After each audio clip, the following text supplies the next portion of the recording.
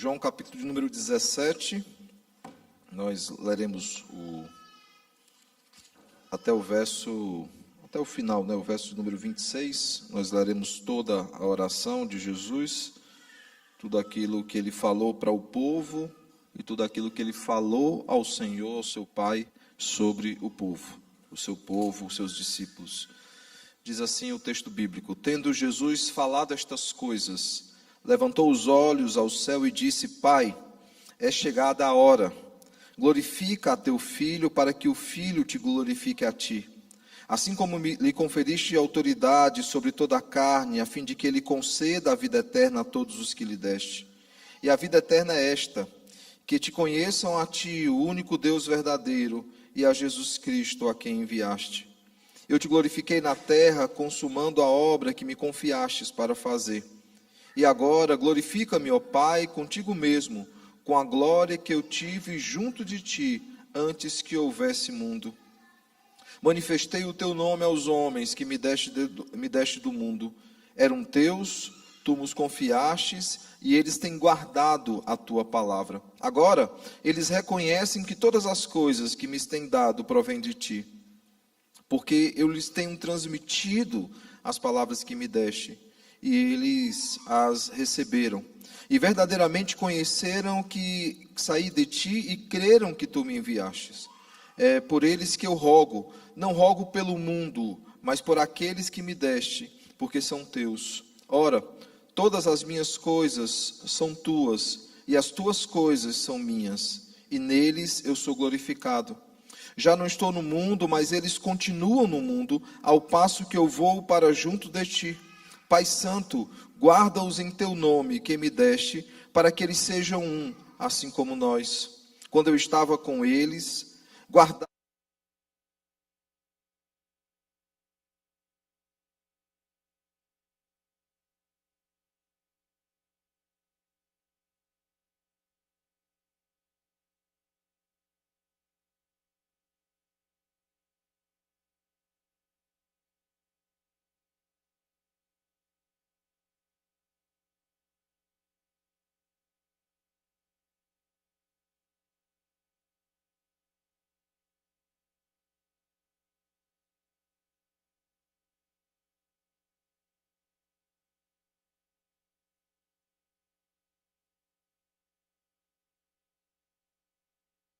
e santifico a mim mesmo, para que eles também sejam santificados na verdade. Não rogo somente por estes, mas também por aqueles que vierem a crer em mim por intermédio da sua palavra, a fim de que todos sejam um. E como és tu, ó Pai, em mim e eu em ti, também sejam eles em nós, para que o mundo creia que tu me enviaste. Eu lhes tenho transmitido a glória que me tens dado, para que sejam um como nós o somos, eu neles e tu em mim, a fim de que sejam aperfeiçoados na unidade.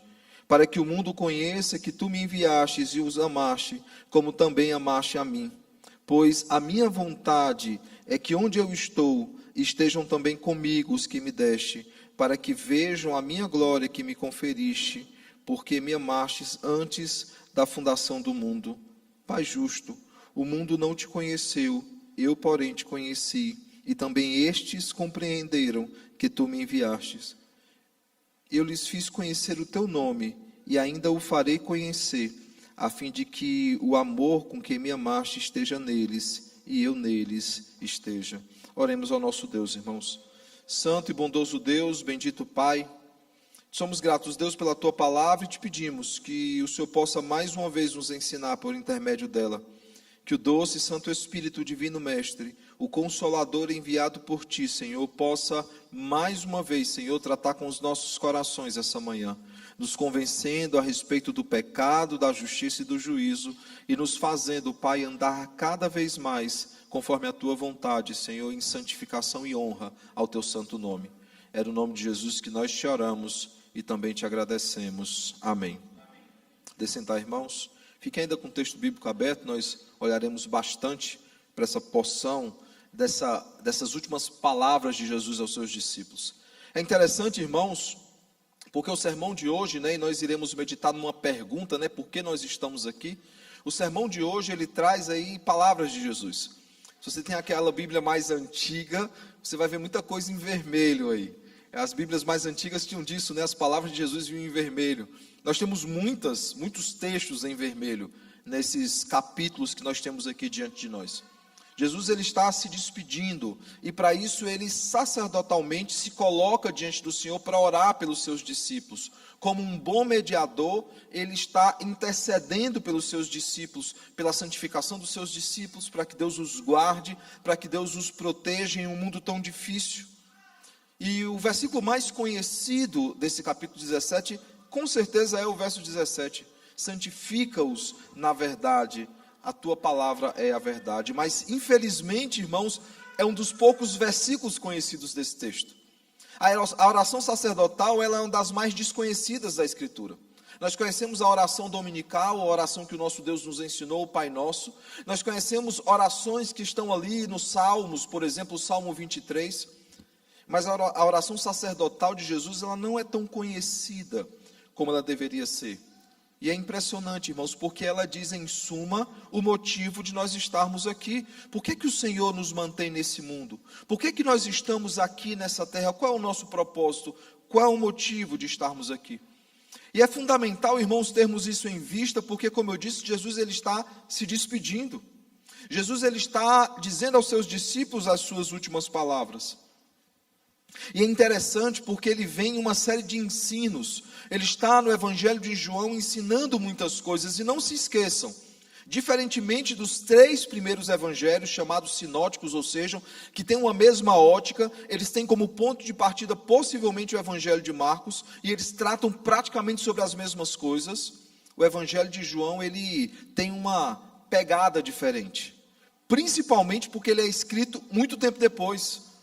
Nós temos os 3 evangelhos que são escritos praticamente numa mesma época, e 30 anos depois, lá no cativeiro, quando João ele está no exílio, quando João está na ilha de Pátimos, ele escreve várias coisas que o Senhor lhe ordena. Ele escreve Apocalipse, ele escreve as cartas de João, e ele escreve também o Evangelho de João.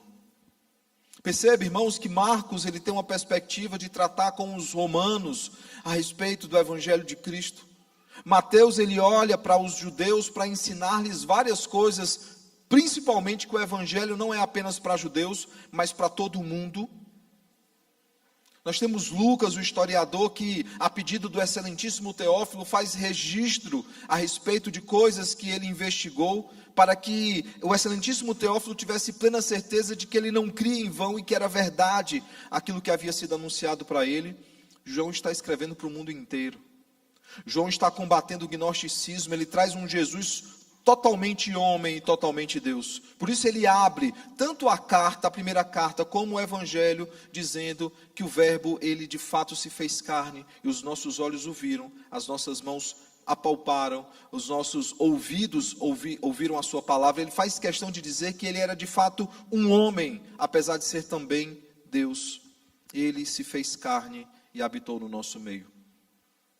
E esse Jesus encarnado, então, tratando com seus discípulos, ele deseja não apenas provar que ele, de fato, é quem ele diz que é, quando de várias formas, em várias ilustrações, ele afirma o eu sou a videira, eu sou a porta, eu sou o caminho, eu sou a verdade e a vida. Ninguém vem ao Pai senão por mim. Ele está ensinando aos seus discípulos que ele é verdadeiramente o Filho de Deus. E João vai falar isso no final, ele vai dizer, eu não registrei tudo que tinha para registrar, porque se eu fizesse, não caberia em todas as bibliotecas do mundo, mas aquilo que eu registrei é para provar que de fato ele é o Filho de Deus. Os gnósticos não criam assim. Os gnósticos criam que ele era alguém de capacidade, mas ele não podia ser Deus.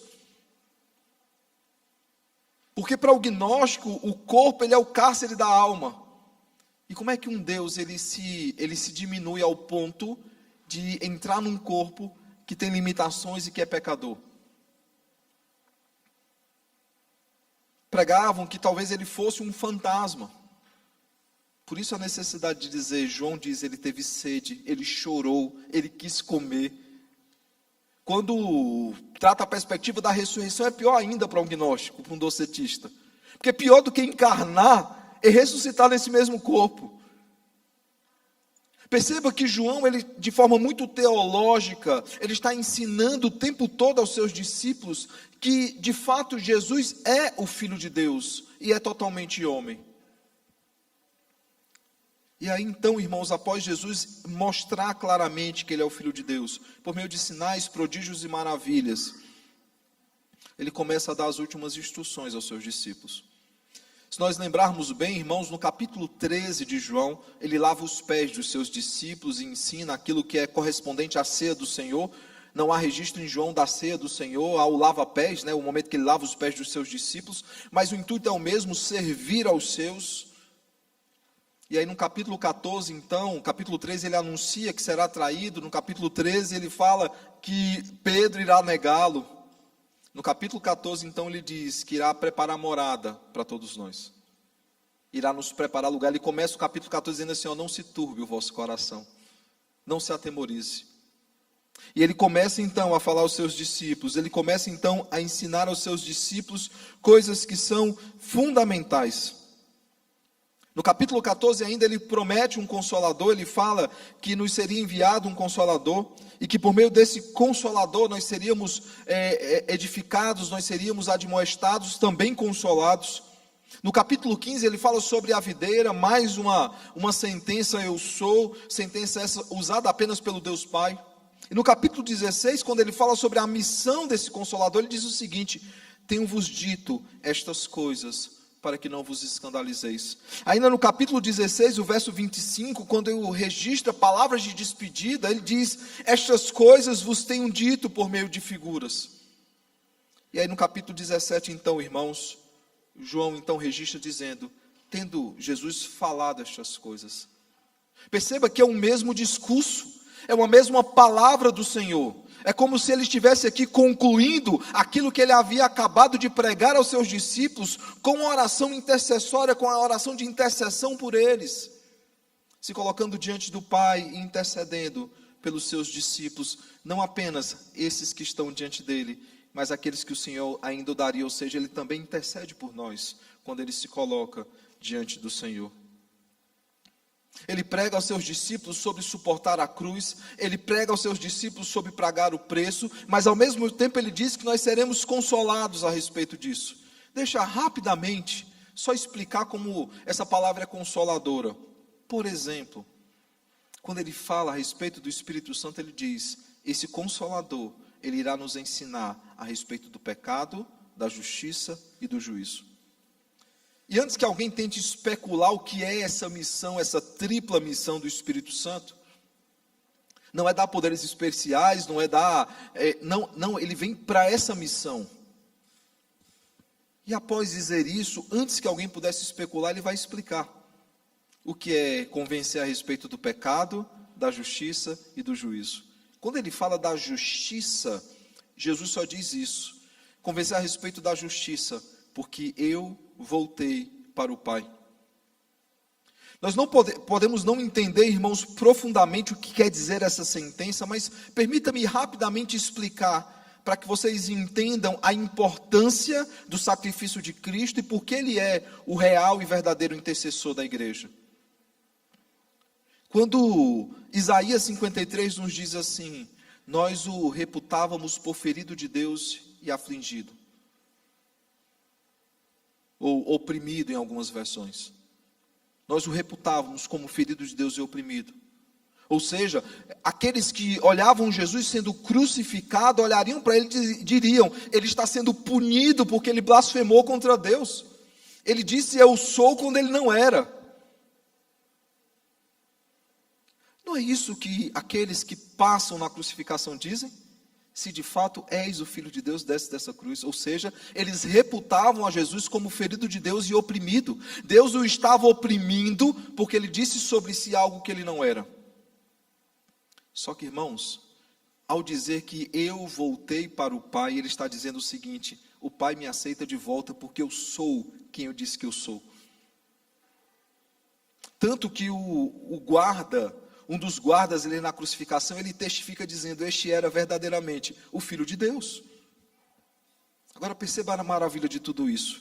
Quando Estevão, o primeiro mártir da igreja, está para ser morto, o prego no caixão, né, a última coisa que ele diz, que traz a ira da multidão contra ele é: eis que eu vejo os céus abertos e o Filho do Homem em pé à direita do Deus Pai Todo-Poderoso. É isso que traz a ira das multidões contra ele, daqueles que estavam ali para apedrejá-lo. Ou seja, ele está do lado do Pai porque ele é verdadeiramente o Filho de Deus, e um dia ele voltará para buscar a sua igreja. Percebe, irmãos, que o Espírito Santo, ele é de fato o Consolador, porque por mais que ele nos convença a respeito do pecado, da justiça e do juízo, essa mensagem é para a igreja consolação. Porque por mais que Deus, e Ele trará, por mais que Ele traga juízo e justiça sobre toda a terra, não recairá sobre nós, porque a sua justiça já se cumpriu nas nossas vidas por causa da obra de Cristo. O escrito de dívida que estava sobre nós foi arrancado de sobre nós e foi encravado no madeiro. Por isso, irmãos, as últimas palavras é uma intercessão por esse povo, dizendo: Senhor, guarda esse povo, protege esse povo é teu, foi o Senhor que me deu. Ele prega aos seus discípulos, ele traz uma mensagem de consolação, dizendo: os dias serão difíceis, os dias serão maus, mas tenham bom ânimo. É possível vencê-lo, porque eu venci o mundo. E ele promete então, irmãos, a vinda do Espírito Santo aos seus discípulos. Ele promete que os seus discípulos, eles podem ter uma esperança superior. Eles podem ter uma esperança melhor. Ele ensina sobre o esplendor, ele ensina sobre a glória do seu reinado. Um reinado que não terá fim. E aí perceba que então João diz, após ele ensinar essas coisas, ele tendo falado essas coisas, ele então se coloca diante do Pai e intercede pelo povo. Ele levanta os seus olhos para os céus e diz.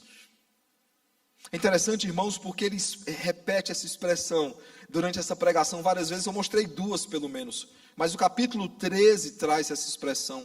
O capítulo 14 traz essa expressão. O capítulo 16, como eu mostrei, traz essa expressão. O capítulo 17 traz essa expressão. O capítulo 18, nós veremos que começa dizendo: tendo Jesus dito essas palavras, saiu juntamente com seus discípulos para o outro lado do ribeiro Cedron, onde havia um jardim, e aí entrou com eles. E aí nós temos Jesus no Getsemane. Perceba, irmãos, que João ele faz questão de registrar sempre e mais, tendo dito essas palavras, tendo dito essas coisas. Jesus está ensinando o tempo todo aos seus discípulos. Jesus está trazendo preciosas lições o tempo todo, e começa com o momento que eles se reúnem no capítulo 13 para a Páscoa. Jesus tem últimas lições, últimas palavras para os seus discípulos. Olhando aqui para o texto, nós vemos então que Jesus ele se coloca diante do Pai e ora então ao Senhor. E a partir dessa oração, irmãos, eu queria tirar algumas lições importantes para nos ajudar a responder a pergunta inicial: por que nós estamos aqui? E eu gostaria de olhar para essa oração e tirar algumas lições. A primeira delas é que essa oração nos ensina sobre chamado, sobre obediência ao chamado. Veja o que é que nós vemos, irmãos, do verso 2 ao verso 4 aqui. Assim como lhe conferiste autoridade sobre toda a carne, a fim de que ele conceda a vida eterna a todos os que lhe deste. Jesus está falando a respeito de si mesmo, intercedendo junto ao Pai. Veja mais o que é que ele diz. E a vida eterna é esta: que te conheçam a ti, o único Deus verdadeiro, e a Jesus Cristo a quem enviaste. Veja o verso 4. Eu te glorifiquei na terra, consumando a obra que me confiaste para fazer. Perceba aqui, irmãos, que Jesus ele nos ensina o propósito dele estar aqui. Quando é que ele glorifica o Pai? Quando ele cumpre o chamado de Deus para a sua vida. Ele é obediente ao chamado. Paulo dirá aos Filipenses que ele foi obediente até a morte, e morte de cruz. Ele aceita cabalmente aquilo que lhe é posto. Ele nasce para morrer pelos nossos pecados. Ele vem ao mundo para que aqueles do mundo que foram eleitos de antemão pelo Senhor pudessem ser salvos. Ele diz: eu morri por aqueles que o Senhor me deu. E, irmãos, não há como dizermos que a teologia chamada calvinista ou a predestinação, ela está apenas na teologia paulina. João é um dos que mais defende uma eleição, um grupo que Deus escolhe para salvar. Porque assim, desde o Antigo Testamento, a perspectiva de um povo separado para a salvação é algo muito claro para o judeu. Depois leia Isaías 53 e você verá claramente que Jesus não morreu por toda a humanidade, mas por aqueles que o Senhor de antemão separou. E aqui ele diz exatamente isso: eu obedeci ao chamado, eu vim ao mundo morrer por aqueles que o Senhor amou de antemão e separou para que fossem redimidos pelo sangue regenerador do Cordeiro. Ele entende, irmãos, que glorifica o Pai quando obedece o Pai. Irmãos, se você quer realmente cumprir o fim principal do homem, que é glorificar a Deus e alegrar-se nele para todo sempre, não existe outra forma. Ela só se dá por meio de obediência. Você obedecer aquilo que o Senhor colocou. É você se colocar diante do Senhor e dizer: Senhor, como é que o Senhor quer que eu te glorifique? E é interessante porque nós nos preocupamos tanto com o nosso futuro acadêmico, nosso futuro de trabalho, o nosso futuro em relação a projetos e outras coisas, a gente se preocupa. Por exemplo, na adolescência, nós nos preocupamos rapidamente em fazer um teste vocacional. Qual é a faculdade que eu vou fazer? Qual o curso que eu vou seguir? Mas nós não temos a mesma preocupação em relação aos nossos dons e talentos. De falar: Senhor, eu quero te obedecer, como eu vou obedecê-lo? Como eu vou trabalhar na tua casa? Como é que eu vou servir na tua obra, Senhor? O que é que o Senhor tem colocado nas minhas mãos para que eu possa servi-lo? Não é esse o diálogo, por exemplo, entre Deus e Moisés? Moisés pergunta: como é que eu vou fazer isso? E Deus pergunta: Moisés, o que é que você tem na sua mão? E o cajado é o instrumento de trabalho de Moisés. E é o cajado que é usado o tempo todo na missão de Moisés. Irmão, se você quer saber como é que você pode obedecer ao seu chamado, obedecer ao Senhor, cumprir o fim principal do homem, é só olhar aquilo que Deus colocou nas suas mãos. É uma boa dica para você descobrir como é que você servirá na casa do Senhor. Como é que você servirá na sua obra? Porque ao fazermos isso, e Jesus deixa isso muito claro, nós glorificamos o Pai ao obedecê-lo. Ele diz: Senhor, eu te glorifiquei, porque eu cumpri aquilo que o Senhor me mandou fazer. Porque eu cumpri a obra que o Senhor me designou. Porque eu cumpri as ordens que me foram dadas, como um bom soldado que recebe ordens do seu comandante. Ele as cumpriu e ele obedeceu. Jesus está consciente sobre isso o tempo todo, quando, por exemplo, no capítulo 10, ele fala sobre o bom pastor, que dá a vida pelas suas ovelhas. Ele fala: eu tenho poder para dar a minha vida, e eu tenho poder para reaver a minha vida, e este mandato eu recebi de meu Pai. Ele entende, irmãos, que mesmo sendo Deus, sendo totalmente Deus, e tendo os mesmos atributos que o seu Pai tem, as suas funções são totalmente diferentes. Permita-me abrir aqui um parêntese. Sabe por que a ideologia feminista ela é tão nefasta? Porque ela diz o seguinte: se homem e mulher tiverem funções distintas, um é inferior em relação ao outro. É isso ou não é isso que é dito? Sim ou não? Irmãos, o filho é submisso ao pai, e é diferente a missão dele em relação ao pai, e ele não é inferior ao pai, ele é igualmente Deus, assim como o pai é. E o Espírito Santo, que é o enviado do filho e do pai, que procedem do pai e do filho, que tem missão diferente do pai e do filho, ele não é inferior, ele é totalmente Deus, ele tem todos os atributos que o pai e o filho têm também, porque os três são o único Deus, o Deus Trino.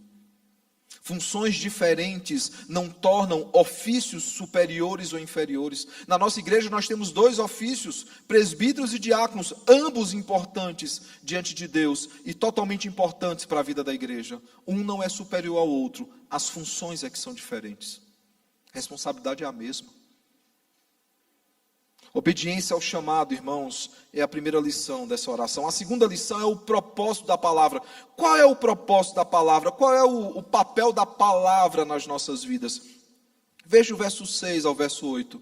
Manifestei o teu nome aos homens que me deste do mundo. Ou seja, o manifestar, eu propaguei o teu nome, eu tornei o teu nome conhecido. Eu preguei a tua palavra entre as nações. Eram teus, tu me os confiastes, e eles têm guardado a tua palavra. Agora, eles reconhecem que todas as coisas me têm dado, todas as coisas que me têm dado provêm de ti. Porque eu lhes tenho transmitido as palavras que me deste, e eles a receberam. E verdadeiramente conheceram que saí de ti e creram que tu me enviaste. Perceba, irmãos, que Jesus, ele é a própria palavra encarnada, ele é o Logos, o verbo encarnado. Ele não fala a respeito daquilo que o Senhor disse meramente, ele fala daquilo que ele, como Deus, também diz. Por isso que no Antigo Testamento é assim diz o Senhor, assim diz o Senhor. Jesus não, eu porém vos digo. Mas além disso, irmãos, ele anuncia a palavra do Senhor. Por exemplo, aos discípulos na estrada de Emaús, ele anuncia de Gênesis até Malaquias, de Moisés até os profetas, ele diz tudo aquilo que a palavra de Deus dizia a respeito dele. Não é à toa, irmãos, que ele está o tempo todo citando profecias do Antigo Testamento, textos do Antigo Testamento. Isso é um dos indicativos da inspiração bíblica. O Novo Testamento testifica o Antigo Testamento. Perceba, irmãos, que o propósito da palavra é nos tornar cada vez mais conhecedores a respeito de Deus e tornar Deus cada vez mais conhecidos a todos nós. Não apenas conhecido em seus atributos, mas também em seus poderosos feitos. Por isso nós ensinamos aos nossos filhos, para que eles ensinem aos seus filhos e aos filhos dos seus filhos. Por isso que o cristianismo, assim também como o judaísmo, é conhecido como uma religião de memória. Nós trazemos a memória e passamos essa memória de geração a geração.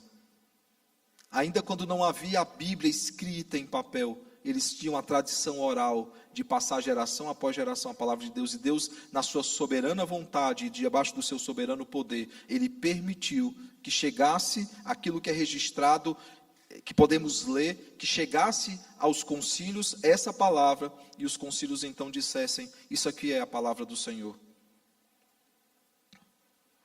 Perceba que Jesus, ao dizer isso, irmãos, ao dizer que pregou a palavra, que falou sobre o Pai, Ele está dizendo que a glória do Pai, ela foi manifesta nos seus dias, e ela deve continuar sendo manifesta após a sua saída, após Ele não estar mais no meio do povo de Deus. Depois que Ele é assunto aos céus, Ele está lá diante do Pai intercedendo por nós, essa palavra continua sendo pregada. Ele diz, Pai, eu não oro, eu não santifico apenas esses que estão diante de mim, mas aqueles que ouvirão a Tua palavra e serão por elas transformados. Uma intercessão, irmãos, que é universal, uma intercessão que é por toda a igreja do Senhor, de Gênesis a Apocalipse. E não há, irmãos, como existir conversão sem a pregação da palavra. Por isso ele diz, o propósito da palavra é esse. Os nossos símbolos de fé, a confissão de fé de Westminster, quando fala sobre a criação, sobre a revelação geral, sobre a revelação não verbal, são as classificações que a criação recebe, né? Ou revelação natural. Quando fala sobre a criação, diz que a criação manifesta a glória do Senhor. A criação manifesta os poderosos feitos do Senhor. Porém, ela é insuficiente para dar aquela fé necessária para a salvação. Sendo então necessária a pregação da palavra, ou da revelação especial, ou da revelação verbal, ou da revelação sobrenatural. Por isso, irmãos, nós precisamos não apenas aprender a palavra do Senhor, nós precisamos pregar essa palavra. Terceira e última coisa, irmãos, ele não ensina apenas, sobre obediência, ele não ensina apenas sobre o propósito da palavra, mas essa oração também nos ensina sobre a necessidade da santificação. Veja o que é que diz o verso 11 e o verso 12. Já não estou no mundo, mas eles continuam no mundo, ao passo que eu vou para junto de ti. Pai Santo, guarda-os em teu nome que me deste, para que eles sejam um, assim como nós. Quando eu estava com eles, guardava-os no teu nome que me deste, e protegi-os, e nenhum deles se perdeu, exceto o filho da perdição, para que se cumprisse a Escritura. Veja aí os versos 16 e 17. Eles não são do mundo, como também eu não sou. Santifica-os na verdade. A tua palavra é a verdade. Perceba, irmãos, que ele intercede pela santificação da igreja. Perceba, irmãos, que ele nos chama a pensar sobre isso, ele nos chama a refletir sobre essas coisas. Desde dezembro, quando eu estive aqui com os irmãos, já com o Gemima, nós temos falado a respeito disso. E no mês de janeiro todo, que se encerra hoje, nós temos falado a respeito disso. A importância da santificação, a importância de lembrarmos que somos do Senhor, que servimos ao Senhor, que vivemos em santificação até que Ele volte para buscar a sua igreja, ou até que Ele nos recolha à sua augusta presença. Nós vivemos em santificação, como bons trabalhadores, trabalhamos na seara, como boas noivas, nos preparamos e nos vestimos para a volta do nosso noivo. Como servos que recebem talentos, nós frutificamos esses talentos, nós não os enterramos, nós frutificamos para que quando o Senhor volte, nós mostremos que aquilo que Ele confiou nas nossas mãos foi usado para louvor e glória do seu nome.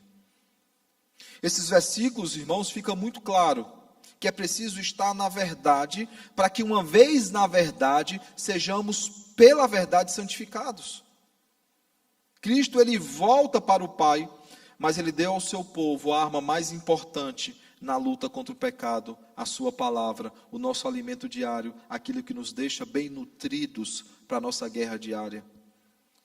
Comece a deixar de ler a palavra do Senhor, e você rapidamente vai começar a adoecer espiritualmente. Você rapidamente vai começar a esmorecer, e você vai fraquejar, porque o seu corpo estará desnutrido espiritualmente. E Cristo aqui, Ele tem uma promessa, irmãos. A sua igreja, ela será guardada.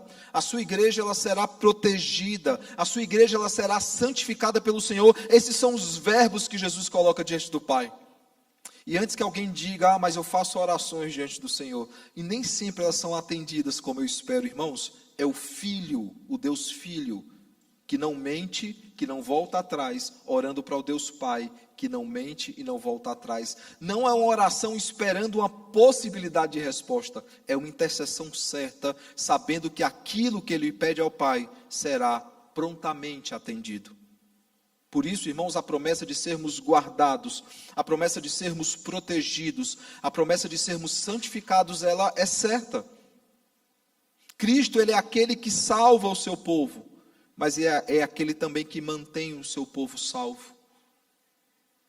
Uma vez salvo, salvo para sempre. Não porque há em nós mérito em perseverarmos, mas porque o Senhor nos preserva para que perseveremos. E Ele diz isso, eu não peço que os tire do mundo. Eles são necessários, eles precisam estar no mundo como sal e luz. Mas eu peço, Senhor, que o Senhor os guarde do mal. Que o Senhor os livre do mal. Que o Senhor os santifique na palavra, na verdade. Que o Senhor os fortaleça para que eles tenham alguma chance. Em 1 Pedro, irmãos, capítulo de número 1, verso 5, nós já meditamos nesse texto em dezembro, diz o seguinte: que sois guardados pelo poder de Deus, mediante a fé, para a salvação preparada para revelar-se no último tempo. Veja, irmãos, Cristo, Ele garantiu a salvação do seu povo. E ao fazer isso, Ele se mostra como suficiente Senhor e Salvador das nossas vidas. Aquele que nos guia, aquele que nos controla, além, claro, de nos salvar. Eu pergunto então, que aplicações nós podemos tirar no texto dessa manhã? Sobre obediência, sobre a importância da palavra, sobre santificação. O que é que nós podemos aprender? A primeira coisa, irmãos, que nós aprendemos no texto dessa manhã, é que nós devemos glorificar ao Senhor, cumprindo o seu propósito para as nossas vidas. Se o Filho teve que glorificar ao Pai e ser obediente ao Pai, nós também temos que ser assim, irmãos. Ele é um modelo da nossa santificação. Paulo, escrevendo aos Efésios, diz que a palavra ela nos aperfeiçoa para que sejamos semelhantes a Cristo, o varão perfeito, a perfeita varonilidade. Aquilo que o mestre faz, os seus discípulos fazem, como aquela brincadeira antiga. O que ele faz, nós buscamos fazer. João, escrevendo a primeira carta, ele dirá isso: assim como ele amou, nós amamos; assim como ele perdoou, nós perdoamos; assim como ele falou, nós falamos; assim como ele procedeu, nós procedemos; assim como ele foi obediente até a morte, morte de cruz, nós também o somos. Mesmo que isso, irmãos, venha trazer para nós morte social, nós caminhamos alegremente, levando sobre si a nossa cruz. Diariamente fazemos isso. Diariamente somos oferecidos por libação, mas o nosso coração está tranquilo no Senhor. Buscamos obedecê-lo, buscamos cumprir o seu propósito, glorificando a Deus em tudo e em todas as coisas. A segunda coisa que esse texto nos ensina, irmãos, é que nós precisamos aprender a palavra. Nós precisamos aprender a palavra, irmãos, é necessária para que o glorifiquemos de forma correta.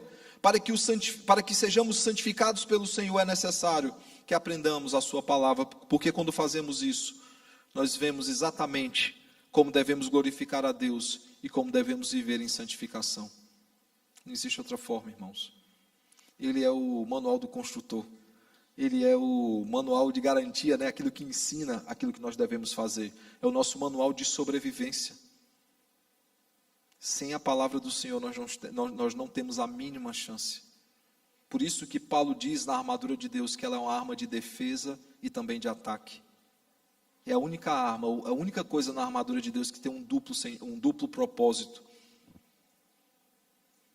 Ela, irmãos, que nos protege. Ela que protege o coração dos nossos filhos contra as coisas desse mundo.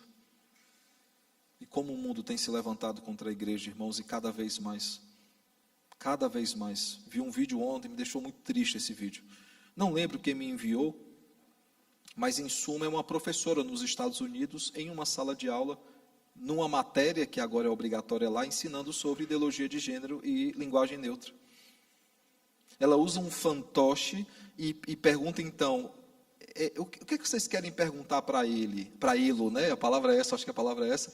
E aí uma das crianças fala, você é menino ou menina? A resposta da professora é, ele é uma criança. Independentemente de ser menino ou menina, ele pode ser o que ele quiser. Somente o que vai proteger os corações dos nossos filhos, irmãos, os corações, é a palavra do Senhor. Por isso que o salmista irá nos dizer que eu guardo a tua palavra no meu coração para não pecar contra ti. Como é que o jovem pode guardar por o seu caminho? Observando segundo a sua palavra. De todo o coração te busquei, não me deixe fugir dos teus mandamentos. Guardo no meu coração a tua palavra para não pecar contra ti. Jesus disse que nós pecamos porque nós não conhecemos as Escrituras. Por isso, irmãos, nós precisamos aprender a palavra do Senhor para que possamos glorificá-lo corretamente e viver em santificação. Por fim, a última lição é nós precisamos viver em santificação. Uma vez buscando glorificar a Deus, obedecê-lo e estudando a sua palavra, nós buscamos viver em santificação, buscando sempre mais e mais obedecer ao Senhor e viver para a sua glória. Tudo que nós fazemos, irmãos, é para isso. Nós não buscamos ser bons alunos para a nossa própria glória, buscamos fazê-lo para a glória do Senhor. Nós não buscamos ser bons pais e boas mães só por isso. Nós buscamos para que Deus seja glorificado em todas as coisas, buscamos ser bons filhos, boas filhas, bons trabalhadores, para que Deus seja glorificado em tudo, em todas as coisas. Entenda, irmãos, tudo isso é lícito e nós de fato devemos fazer. Mas mais importante de tudo é glorificar a Deus.